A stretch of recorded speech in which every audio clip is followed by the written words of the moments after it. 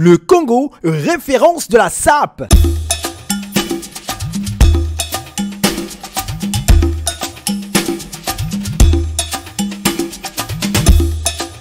SAP et l'espace Covid-19 sont en fusion pour rehausser le monde vestimentaire. La philosophie de la SAP. Jeunes et anciens sapeurs, il est temps d'apparaître, de réapparaître.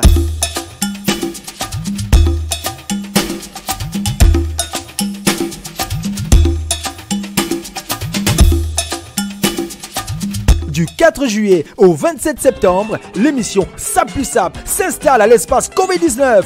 Caméra disponible pour tous les amoureux de Kitenji de 14h à 18h.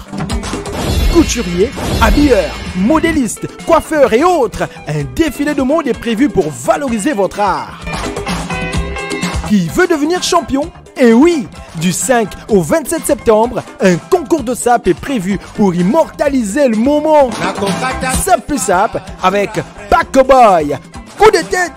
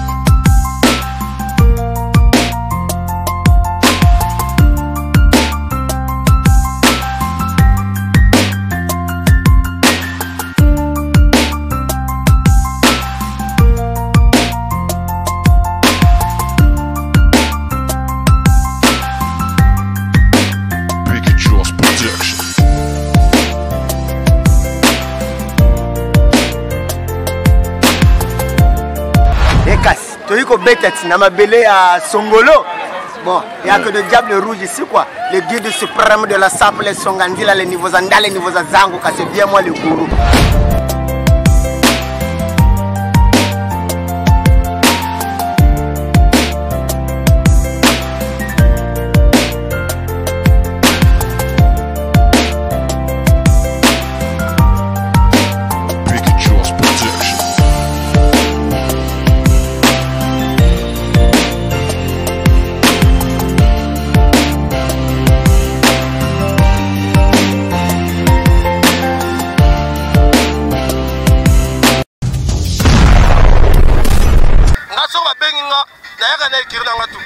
Donc je suis le président du fan club de Norba. Quand on a un safo, on a un groupe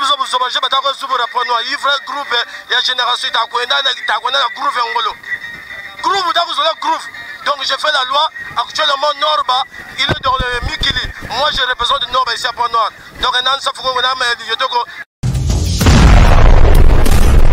la SAP est calée sur la SAP, mais les lots SAP, cravate, cravate, ça doit être bien justé, mais il faut bien les ressentir.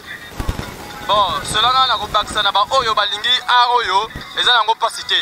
Somaka Rabilamano, so y a bien réglage, so y a bien tel, avant la quartier, appelé bon le Kolanga, ou Inayo, on a demandé mon moté. On peut se faire placement, on va tchaboué, le Kolanga peut la bête, parce que on a acteur. Mais il y a marqué le thé, c'est au moni cravate, ils ont Tom et Géry, Yango yo, Oyo Géry, Oyo Tom, ok, on va, nous avons la Géry, nous avons la Tom, Oziawa, Tour Eiffel, Yango Tour Eiffel, Hollandais wa Tour Eiffel, Ozuti na wa parasolaire, Yango yo. Donc image ils ont la carte à montre.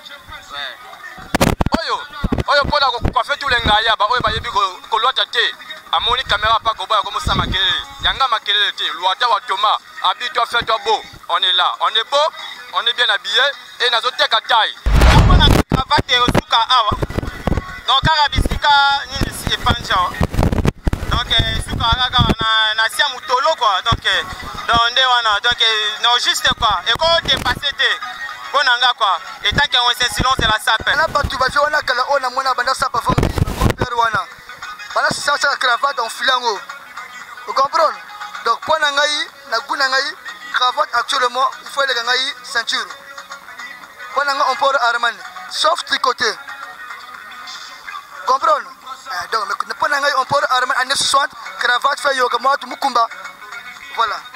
Parce que les Japonais ça confirmé le bela osu bilambate. So na ba pièce na le bela ko njiris a na mo le bela diel papo. Mikolo na ala ta ba kuchiro ba lo bisana poto. Monde na ko lata su mundele to ya sala kana ba John Foster na lata na limba. Donc na mo lata ba oba osana mikolo. Pana bosa ba recherche fo bosa na ba petit ba parisien na pesi Giorgio Armani itonga moko Franck Baladure Marata Marero ozomona ka niveau sap yango bino moko bo beti bo moni bataka o na beti ya croisé deux fois T one bouton donc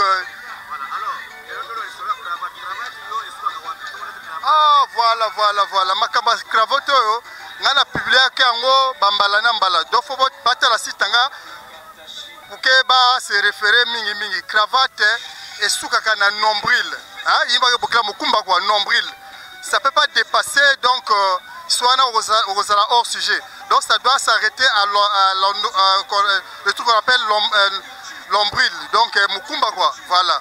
Donc il y a un niveau standard. Parce que quand on a besoin de l'oyanda, on a évité, on a évité à l'ingari, qu'on règle l'angouezala côté zalaga. Ce qui est donc à éviter. Ce qui est opportunité de corriger. Quand on a un monde habité, on va corriger mon ninga kanisi pour comme ça la théorie. Quand on a aidé mon ninga pour avantage mon colomoso soit donc la erawanate. Nous on est ça la mandingawana.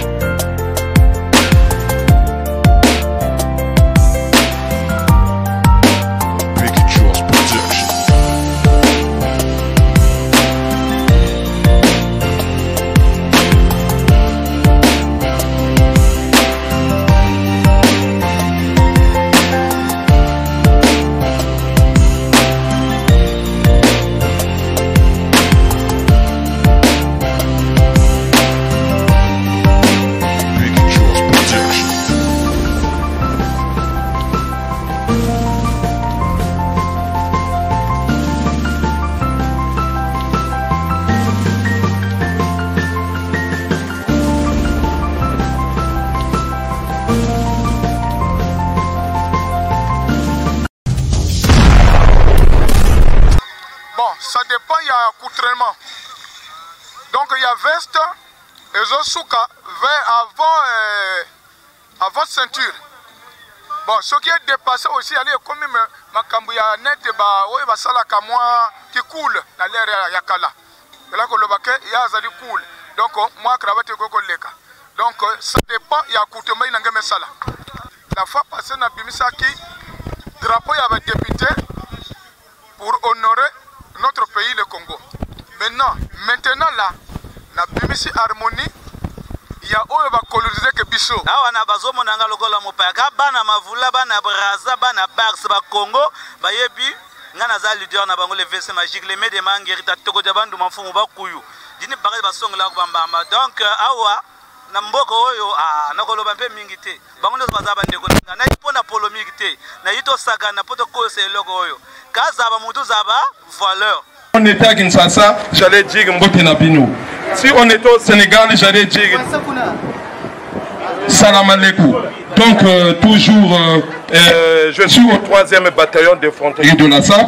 Ma sélecteur est toujours ouverte. J'ai mis les balles au canon Gaïa 3 fois. Donc, mingi kanita migo. Donc, SAP enchigi ya kubai. Mika maintenant SAP zapeta ko nchana Carlos Bamuronda kushiki Norris kani kabuba. Kanjana berombo ko waizamu kuipaka photo katika kala na ba prisonnier ku Brazzaville kabuba ko donc ragenze la rose kumfutire billet kuzulun segele. En fait, c'est un lieu qui m'a paru un peu... C'est une surprise d'abord, parce qu'on me dit que je devais arriver, je suis arrivé. Et on attend parler ici que Songolo n'a pas des candidats, des gens valables. Voilà pourquoi je me suis présenté. Alors, oui, allez-y, je vous écoute. Ça vous a fait quoi être parmi ceux qui sortent de gauche à droite? Bon, mais c'est une vieille histoire, car en fait... J'étais dans la chose depuis ma naissance en fait. J'ai bourlingué avec pas mal de gens. J'étais parti en Afghanistan et maintenant je suis de retour. Voilà. Alors, c'est Bob Kennedy.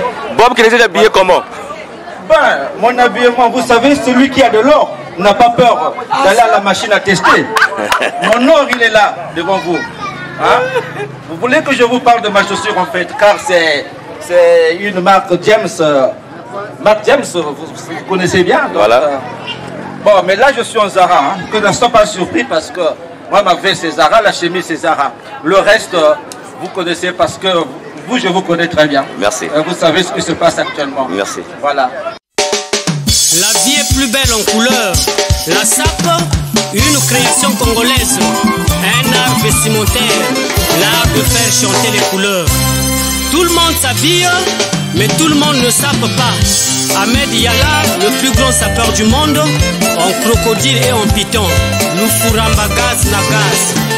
Alain Mabancourt au Collège de France, il fait chanter les couleurs. Armel Jocelyn, le bachelor et oh, le prix Nobel, ville propre. C'est Baleke Tafarel, le millionnaire des couleurs difficiles. Bravo Papa Wemba, toujours la défense et idéologie. Mangro Koto Bayaya.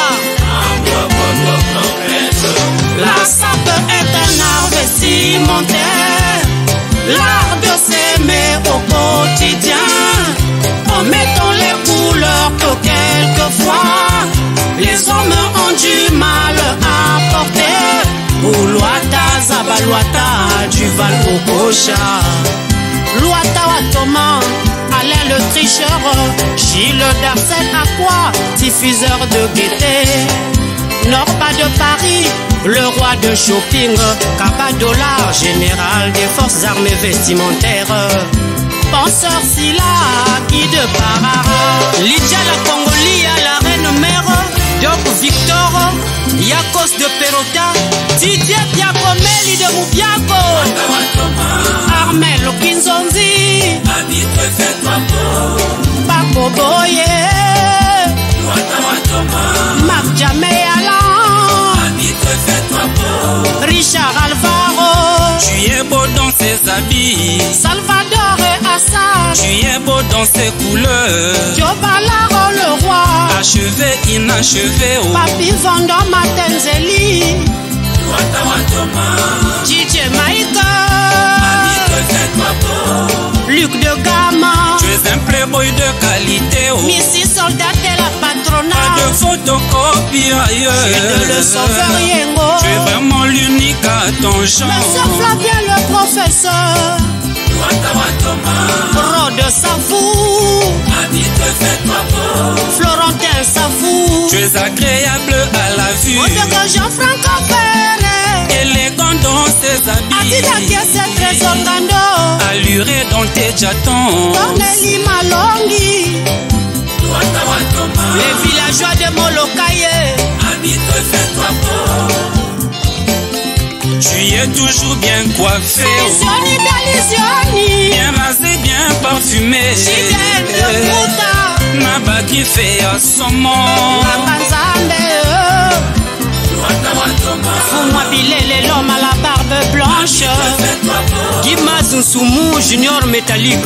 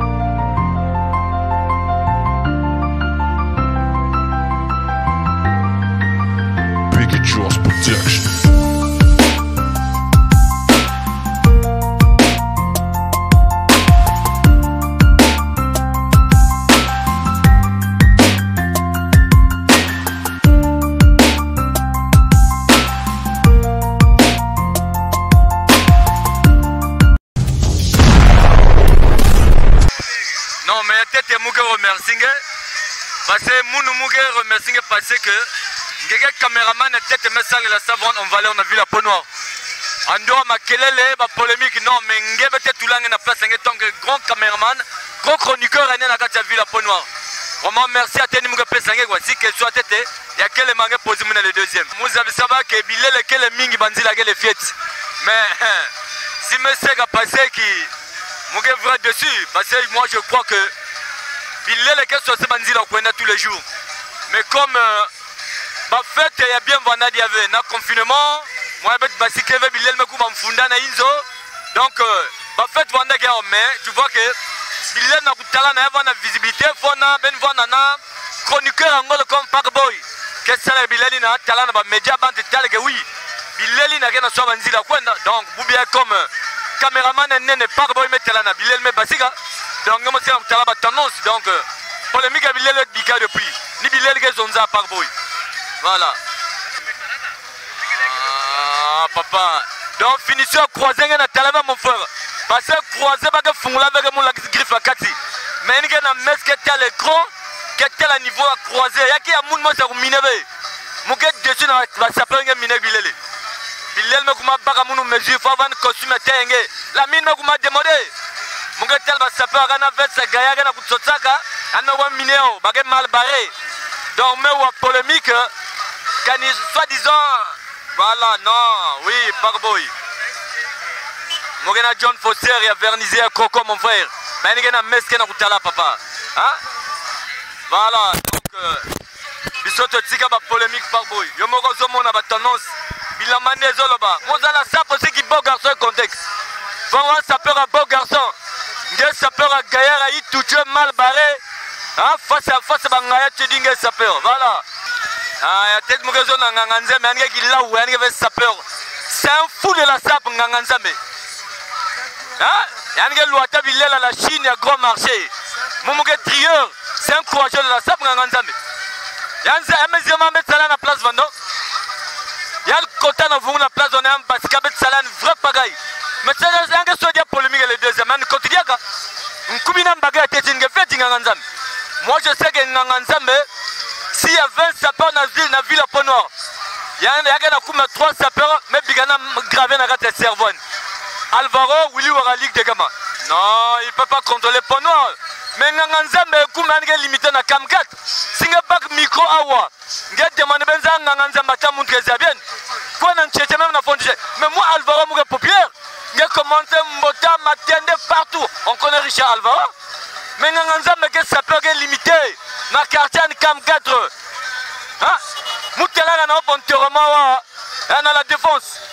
na fête mais on a carrément na tabouret même argent les bankusala mais ça peut que talanaka comme beto parce que boula partout ça peut limiter hein donc ça peut non cela na camgrad na vungwa na ça gagner tamut na bantunga ya dina non mais mugezo nange la sap sukave na croco lorsqu'un vrai sapeur qu'est-ce que ça avait maternel à croco parce que ni ma talana ba faux sapeur la sap va les attirer marier ba couleur avant que tamul ba croco tu peux avoir 15 croco mais ngeke lo taimbi ba croco ngeke talana ba ah mais talaba no ba melut na me kona la qui sa boutique à movie mabilele ya ba croco mais pas voir que vend mais moule na se préparer ngeke filmer moun moule wamba ba croco mais ligne na inzo moun na ko laksa ya moun igana laksa ya gen ya laksa nga ba reçu côté soumana ba boutique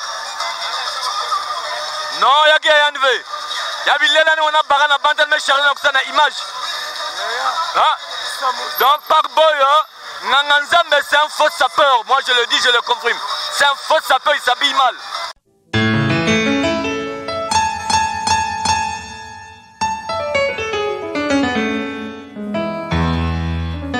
La philosophie de la sapeur s'accompagne de 10 commandements fondamentaux qui régissent le comportement de sapélogue et récapitulent leurs valeurs. Tu sapéras sur terre avec les humains et au ciel avec ton Dieu créateur, c'est le premier commandement. Tu materas les ngaya, les mbende, les chindongo, les taureaux sous terre, en mer et dans les cieux. Tu honoreras la sapologie en tout lieu. Non, Nganganzambe wana salite wana Nganganzamba yoke nakacha Bruce na bela barbe sanga kombo na figure ba chanfre ya ko ba deva leader aux agistes tala biso biloko wana to sala ngotia to sala cour de grand donc yese ka solo gaz aluka na ki marque na yi. Moi j'ai un talent, je pèse dans mon état, je mérite par rapport. Donc il y a ça moi na gotika la mwana masura kate gotika la masura kate yo lede banda forme ya sala kate donc otandi 12 cartons ngai wana ba carton makayabu ha le bana yeko alaba ngai wana ba koloko wana ba koloko c'est pas ba kroko. Moi j'ai règle de 2 kroko et la sangama c'est une bière de luxe, je pèse dans mon état. Il y a ça étape nanga nouveau débarqué lena bananga masura sabia salaki na ko même surpris o nganga matusa so nganga ngai shis ngai batembe bo chaka bo so mayele bo lapa ngana sala ka macheta azo contre le point noir na ba kamia makemba wana me magana dolisi là c'est bon na ba solo forme tala akozo 81 wana étape na bisote le bana ye wili wara lobi boye soko savre nganga matusa ou bien nganga ba caniveau 50 défis c'est sûr na garde l'ange na ngai na ko panza evre ko panza sûr ce que ça vrai jeune homme ya c'est vrai yenga ngama a 50 défis na ko décortiquer règle de 2 savoir porter plein ancienneté il y a nouveau débarqué moi c'est na bière de luxe des gars na chali a betana na contre le mur a misaki Dakar à 4 couleurs ngai ina zule matole inzo jiru bien aussi na vungo kotawa na chauffeur ba bébé gilet au moins gilet n'est pas ça faut décortiquer le dernier bouton sur mesure, pas de ceinture et lamba ils ont la kanzoto c'est pas nzoto la tête lamba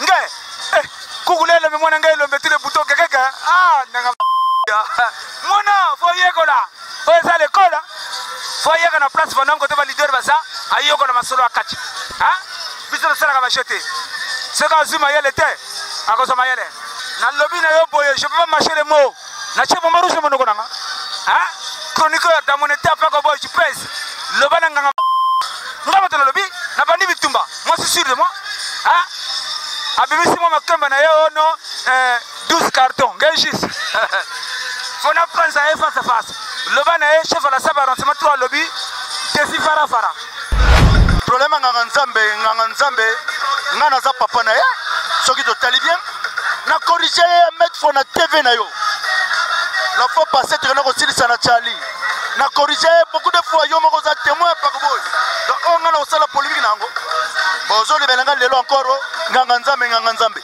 yeza élève ngana za professeur na la kisaka yesa ye même na lobelaka yeke gilet ya C oyo bakanga kango te bouton C ya ko kanga ya gilet bon akozwa ba ebela ba couleur ati papa donc je sais quand le belanga makambo nganga nzambe ngana za ba 12 kroko ya yete ndeko nanga akena ba president na ba boutique aussi misambongo que pesanga na lega na TV papa biso tous les jours te bimaka tous les jours ngana lobi bien to sali va sortir na le maire Kondo to sali va sortir na madame la première dame madame Antoinette auto to sali bele va sortir yé à mon anité donc yé qui s'appelle na yé azo sala ngwapia bon ba kroko na me basi à côté na quel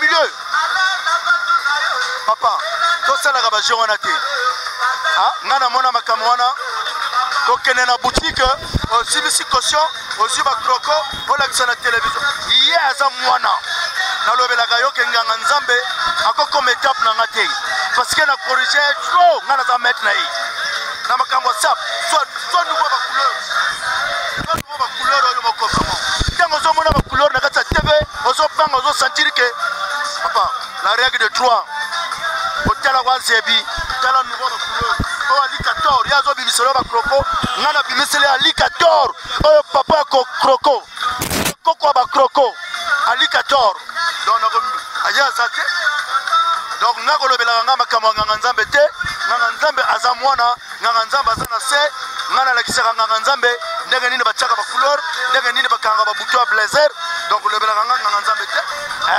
lobela ye ame makroko moko ngana ali 14 nga oyo tumango la fois passé ki mako tumba no Alvaro silisaka eno ke bimisa blazer Alvaro zu blazer tumba ba blazer bi balao akima no azala bilamba te aza mwana aza na se donc le roi zo ka sikomba ya nganga nsoki ngunza soki nganga nani nganga nini nganga nzambe aza wapi aza nzambe aza nganga ubi aza saper na comprendre nganga nzambe na saper za manganga a première nouvelle pago lebel kama te so aza nganga asala nini pukaza la nganga la sap parce que comme na manganga ba saper depuis quand kaubako kani de toute façon na mpaka na kamkat kuna ya na kamkat kuna za saper ya kamkat bia za saper ya ponwa na comprendre na pose répondre à question quand le ponwa te wana ni bilka wana te yebisa yeso za nganga afa la gizinga poketo ya ko sambela ba 12 cartons zoloba eza ya balabala ou bien eza ba carton ya chino wana au polimvula après et gaspiller ou bien ça va 12 coco à 12 il y a croco à croco attention faut pas comprendre les choses ça na croco vrai croco na chiffon on est ça va chiffon faut pas la ça peut on va te chiffon toute façon na binga nganza wana te a changer comment pour que mokele ndimila nga naza de notaire na mabele te na mai parce que na keneke mère nga na confirmer toujours te na mère te na mabele. À chaque fois, nous avons toujours dans un coma. Awa toza na quartier Vungu. Nga naza Motambotarok. Na représenté la jeunesse et Mbota toujours au top. Awa, le président Alvaro a Beginga son rendez-vous. A Beginga direct que le binara qui a vrai confirmé na Mbotarok. Yaga tigasiko. Nazaki na ndako na mbana na madame toza ki kota na ba télé. Ah, wana président Alvaro le toque na Vungu avec c'est que makamboza vraiment grave. Il fallait taper d'abord Dakar Oyo parce que le Kouta et que na sincère vérité il y a un escalier. Awa nazana lacé JMW donc Jean-Marc Weston série A. La série O est dans la série A Kala. Wana Sarkozy a donc pouvoir pona comme abimaki na arrêt de tennis na genre ya balase oyo yo moko étant que journaliste oza moto confirmation parce que public bazotala c'est mon pas mokonzi le nouveau débarqué de Place Vendôme grand formateur ozomona eza président Alvaro prince Alvaro ye bilamba eza ebele banzela moke abeta alembaka te alobaka akufa na forme idole na ngai eza ye moto aforma ngai me naza sur ozomona nde naza ozomona référence Alvaro ye aza prêtre na ndenge moke te même baparisien na mikili bayebi yeke aprêtre na ndenge moke te eza Alvaro Willy Wara toza lisusu na de Gama équipage wana eza baprêtre ya place Vendôme tala biso banouveau débarqué ndenge toza formation ya 3 mois kaka bakope na ye toyeba akoma koleka na baboutique opesa ngai nalakisa ye ayebaka biso tokopeka na bagrand prêtre ya mboka oyo mpo soki tolobi lelo tokokisa 40 pere ya kroko tokokisa yango ozo comprendre eza eloko ya moke bayebaka saper on ne force pas la nature saper abotamaka nango tala forme Alvaro sa mpo na ye eza léger très léger facile ozo comprendre eza te lokwa banganga nzambe saper yaka kroko te ngawa naza na pere anglaise mais tala ndenge ezopesa yozwa yango bien estce eza kroko polelaka o ngai nabeta kroko na non lwata wa Thomas place Vendôme idéologie vanda badakar bolukaka o Dakar 3 couleurs président Alvaro merci na yo po en tout cas conseil na yo nazosalela yango nayebi ko yo betaka ayebi nganga nzambe akende na kodefa bakroko na ye aya kolakisa mais biso place Vendôme toujours on est là toujours bacérémonie aka place Vendôme toleka gauche place Vendôme droite biso mais wapi bango na terrain bazaka. La vie est plus belle en couleur. La sape, une création congolaise. Un art vestimentaire. L'art de faire chanter les couleurs. Tout le monde s'habille, mais tout le monde ne sape pas. Ahmed Yala, le plus grand sapeur du monde, en crocodile et en python. Nous fourramba gaz na gaz. Alain Mabancourt au Collège de France, il fait chanter les couleurs. Armel Jocelyn, le bachelor, le prix Nobel, ville propre. C'est Baleke Tafarel, le millionnaire des couleurs difficiles. Bravo Papa Wemba, toujours la défense et idéologie. Mangro Koto Bayaya. La sape est un art vestimentaire, l'art de s'aimer au quotidien, en mettant les couleurs que quelquefois les hommes ont du mal à porter. Oulouata Zabalouata du Val au Cocha, Louata Watoma, Alain le tricheur, Gilles Darcel Aqua, diffuseur de gaieté. Norma de Paris, le roi de shopping, Capadola, général des forces armées vestimentaires. Penseur Silla, guide Parara, Lydia la Congolia, la reine mère, Doc Victor, Yakos de Perota.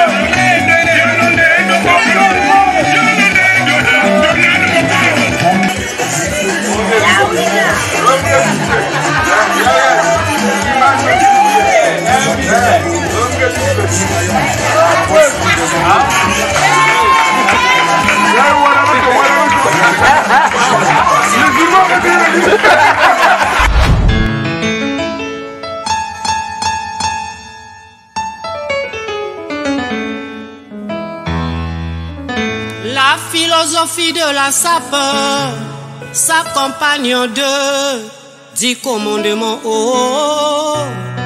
fondamentaux qui régissent le comportement de sapélogue et récapitulent leurs valeurs. Tu sapéras sur terre avec les humains et au ciel avec ton Dieu, créateur, c'est le premier commandement. Tu m'atteras les ngaya, les mbende, les chindongo, les taureaux sous terre, en mer et dans les cieux. Tu honoreras la sapologie en tout lieu. Les voies de la sapologie sont impénétrables. À tous appellants ne connaissant pas la règle des couleurs, achevées et inachevées, les couleurs acidulées. Vous allez remarquer qu'il y aura l'ambiance parce que celui qui nous a reçu, c'est un sapeur. C'est vraiment un sapeur. Et que ça ne vous étonne pas, vous allez voir tout ça. Moi, je ne suis pas sapeur, mais je suis fanatique des sapeurs. J'aime les voir exhiber l'arsenal de leur habillement, tout. Donc, pour l'instant, c'est tout ce que je pouvais vous dire. Là, nous sommes chez Terminator, notre dernier fils de la mutuelle. Un grand playboy à Makassi. Il nous a invités chez lui, on est venu bourlinguer chez lui. Nous sommes de vieux playboys à Makassi à l'époque de Milafat. Nous, on a fait la SAP des années 80 jusqu'à aujourd'hui. Ah, boy, comment monter, comment on trop partout, et ça n'a pas passé. Ah, donc, il n'y a pas comme la combat. Ah, mais déjà, il y a déjà. Il y a même Sap Mabé. Sap Mabé Ndeni. Au moins, société des ambianceurs des personnes élégantes. À mon avis, parce que les ambiances sont en catch. Non. Et même si vous êtes en église, quand on est pesé ma bonne, toujours il y a une ambiance. Mais le rythme n'est pas le même. Il y a un rythme faux. Dans quel sens ils ont boudé tout. Ils ont boudé dans le WIF champion. Champion Liman. Ils ont boudé dans le Vializaro. Ils ont boudé tout. Les tapis rouges, ils ont boudé bango. Les électriciens, ils ont boudé bango. Mais finalement, ils ont boudé bateau. Donc, ils ont boudé le côté. Tant que ils ont collé les erreurs. Ils ont erreur paquet. Au moins, ils ont erreur paquet. La fin dernière fois, la fin n'a pas vu la bise Alvaro. Au moins, on l'a dit. Julien Okangi Bouta Souka. Faute. Faute. Voilà, c'est Ngaya, papa. Et ça l'a dit. Des moments, sous au chargé sous Terminator. Oh non, Terminator a travaillé. Non, mais oui, chacun de nous sont passés, papa. Il y a besoin de passer. Il y a bien qu'il y a un terrain côté on a coopéré. Il y a qui a coûté un terrain. La voie là, tu vas gagner. Ouais, c'est vrai, on a volé la gagner. Pas de soucis. Il y a les passionnés, ça. Vie privée, moto à côté en côté. C'est pas le fait moto. Moto à Botami Namboka. Le là, il y a une ville. Il y a une ville. Mais il y a une ville depuis Mboka. Mais il y a une Tamboka Mogono. Au Bossanango. Il y a un Béa. Ok, va na Bax. Ok, va na Bax. Oyoke Kilari. Oyoke Kilari, comment le va Kilari? Omi Kilari à Langs. Ngapena go yoke lango. Ok, na Bax, Oyoke Kilari, na minute. Oyoke le va Kilari, comme Lari. Oh non, mon frère.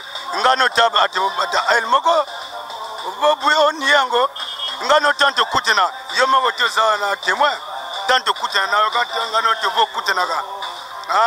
Tu veux le banini, Djinganini, Kikongo, Lingala, français, non. Quand tu veux le Bandingamboka. Au Bossanango, le locomo le Belangao, au villageois, au terminateur villageois, au concours à gagnant à Bimba, deuxième année, après ça va Jiri Bambongo. Oh. Et là, on a gagné 700 000. Bon, on a 10 000, 20 000, 20 000, la baisse va Jiri. Même moto même moto moka zaigwana piringai, même piringai tapis rouge, même piringai tapis rouge. Pour taper au gaz, na concourana, aleba venanga ngandame, talendenga basali a peso gaz. Chance andenga wana ba pesilio. Mais on n'y est sous même petit na yo, motabe salva yeba yo. Mais tu es ingrat. Tu n'es pas reconnaissant. Au moins, n'y a pas de tout, même la thème, na te point. Pour n'a pas bête na kona. Na ko bête na kona te passer aux atons na basereur. tela oyebi pona ninga na lati blazer oyo zongo bien bago zongo bien na lati blazer oyo ponete ayo ponete ayo na lati yango na naluba yokuti na nzinga mboka na naluba kuti na nzinga boni nazo ka sonyi bato azoyeba kezayo ha na naluba na nzinga mboka pourquoi comprendre kezayo mais tika naluba na lingana na sens que blazer conseil gratuit na zebisa ole bateke passer aux âmes kolo nanga bana sapa vanga te hein conseil gratuit na pesa prochainement au moins vidéo où te sala kalami te vous avez un blazer moi je sais pas beige comme ça les années qui sont oyo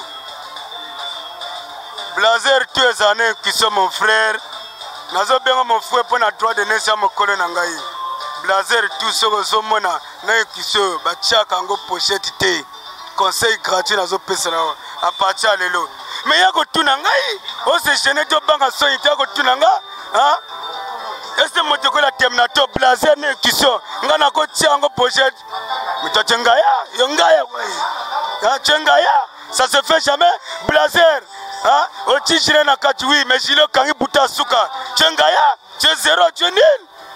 Moi, je peux jamais faire des erreurs comme ça. Jamais, papa. On faisait pas, on faisait no pekaka, on faisait no pekaka. On se boya batou, on paka ba saper basati. On fungo ba saper basati. On kuiku ba saper basati. Mais yo finalement yo, donc na yo saper les annen. Dengo yeb don yo. Donc pour na mobimba, yo ka mota saper. Non mon frère. Mon frère, yandengo ante. Yo zo mema sap nako diviser sap eza division te ozala mpaka ozala ovana mpaka za mfungu kuiku motomoko oza mulali muteke mulali mumboshi muvini motomoko botika makama division na tika makama division na ha kozo boya ka baninga tuwe ozo boya nako buge mo boya tetina niveau de moteke oyeba ta moteko liba mo boya basa on a peur baser à trop tuna là que nous tuna même conseil na tona quand même 5 personnes comme yo kima ko kutananga ozo kima ko ya tuna nga conseil na l'action ndenge ba lataka que nous tuna conseil d'abord na wifa champion ou bien que nous tuna conseil na les tricheurs ou bien na le moto ou bien na sundi la moda ou bien na moto à l'action ou à personne carte tapis rouge que nous tuna conseil pas na à expliquer qu'est-ce que la SAP. C'est pas seulement pour la SAP et la société des ambiancés des personnes élégantes, c'est pas parce que ambiance est en akati. Non mon frère, Tchengaya c'est tout, Tchenil, Ngakutina Soninga, concours yo peut participer. Yo peut participer. Hein? Na ningi même yo participer. Na ba kombo tozo boya wana bango bazalate. Mais yo zana. Tout le monde nana kobima premier. Le Congo, référence de la SAP.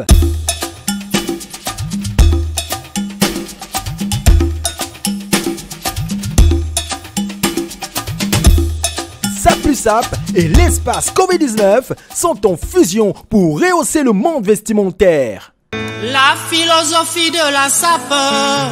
Jeune et ancien sapeur, il est temps d'apparaître, de réapparaître.